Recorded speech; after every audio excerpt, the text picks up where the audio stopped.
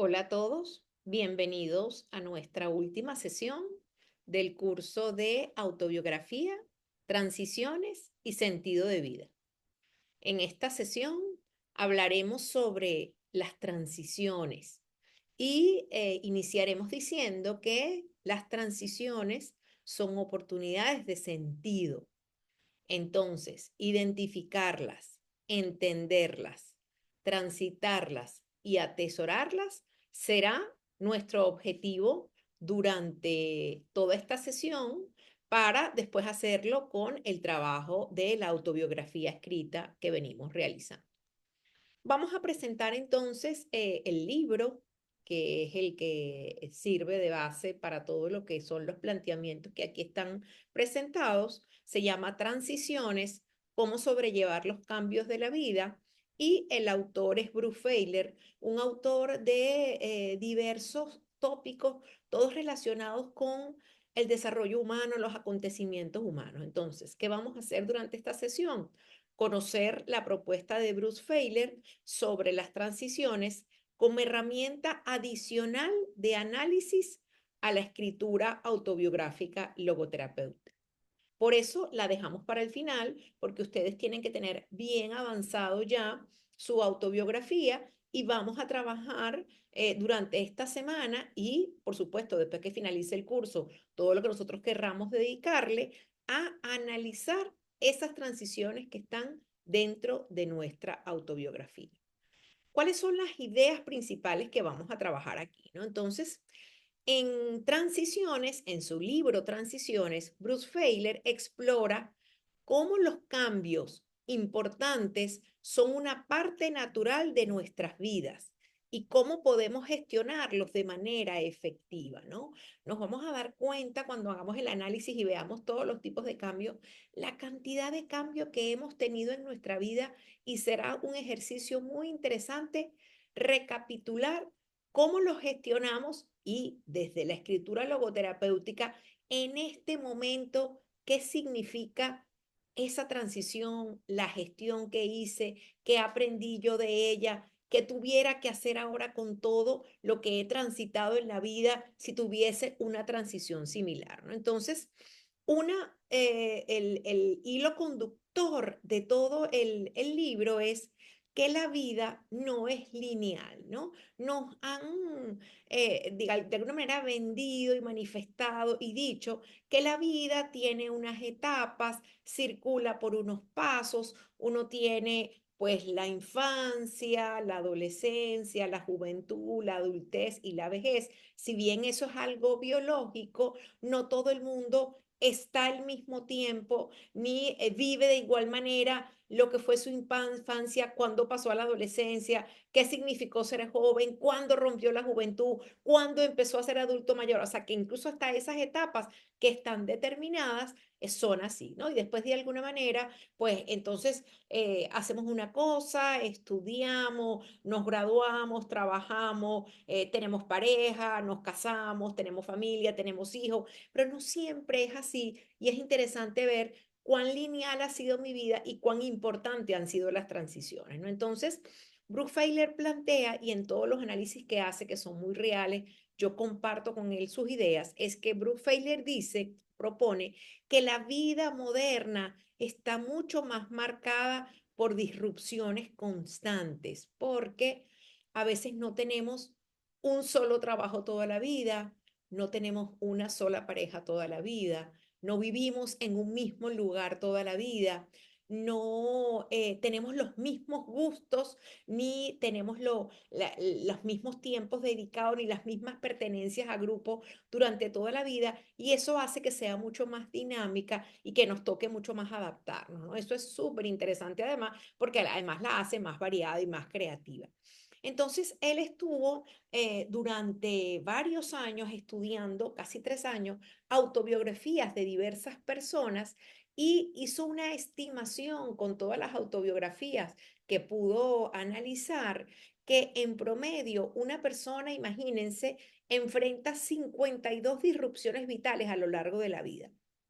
Algunas de estas disrupciones que son cambios, cambio de trabajo, cambio de pareja, cambio de residencia, cambio de gusto o de grupo por algo, o incorporación a un nuevo lugar o una realidad, dice que algunas de ellas se convierten en terremotos vitales que nos transforman profundamente y hay algo de nuestro ser que no queda igual, ¿no? Entonces, una cosa es aprender a manejar las transiciones y otra cosa tiene que ver con las disrupciones, que generalmente son pérdidas profundas y muy significativas en nuestra vida. Entonces, de alguna manera, ¿cuáles son los conceptos claves que él maneja, no? Él dice, las disrupciones, que son eventos que rompen la rutina, fíjense, cosas que todos hemos transitado con más o menos energía, que es una mudanza, un divorcio, una pérdida de trabajo. Después, terremoto vital, ¿no? Son disrupciones mayores que generan una transición personal de años. Paso muchos años resignificándome y haciendo adaptaciones cuando hay una muerte muy importante, cuando hay una enfermedad discapacitante, cuando hay una mudanza de un país totalmente a un lugar totalmente distinto donde yo tenía una identidad y tengo que conseguir otra. Entonces esos son los terremotos vitales, pero después están las transiciones, que son los procesos que transforman nuestra identidad, cómo hacemos para recuperarnos y transformarnos después de esos terremotos. Y después está algo que Feiler plantea y va muy de la mano con todos los planteamientos logoterapéuticos de Frank, que es cómo nos contamos, cómo hablamos de nosotros mismos, que tiene que ver con la narrativa, que es contar esta historia, que es esencial para encontrar sentido. Entonces, ¿cómo me narro? ¿Cómo hablo de mí mismo? Eso tiene que ver con la narrativa. Entonces, aquí empezamos con el lomito del asunto, ¿no? Entonces, Feiler identifica, como les dije, 52 disrupciones aproximadamente o eventos vitales divididos en 5 grandes categorías. Y aquí podemos empezar ya a pensar en eventos de nuestra vida y cuando vayamos entonces, después de esta sesión, a nuestras biografías, podremos manejarlo, ¿no? Entonces, hay disrupciones que tienen que ver con el amor, que quiere decir con las relaciones. Hay disrupciones que tienen que ver con la identidad, quién soy yo, qué funciones, para quién soy útil, cómo me relaciono. Después tiene que ver con las creencias, generalmente temas de fe, temas de ideología, temas de religión, temas de política. Después también hay transiciones que tienen que ver con el trabajo, con la vida laboral, con lo que me dedico para ganar el sustento.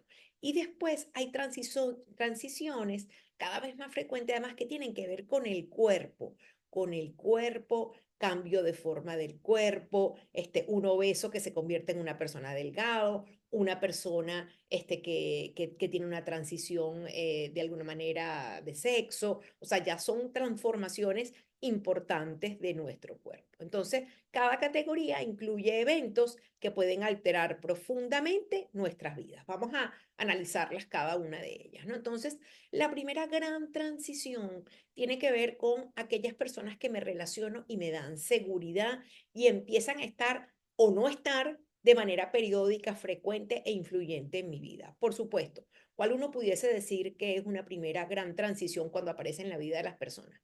Un matrimonio o una unión, o sea, una persona con la que voy a empezar a convivir, que generalmente es mi pareja, ¿ok? Después está un divorcio, cuando ya yo tengo tiempo viviendo en unión de pareja con una persona, entonces divorciar.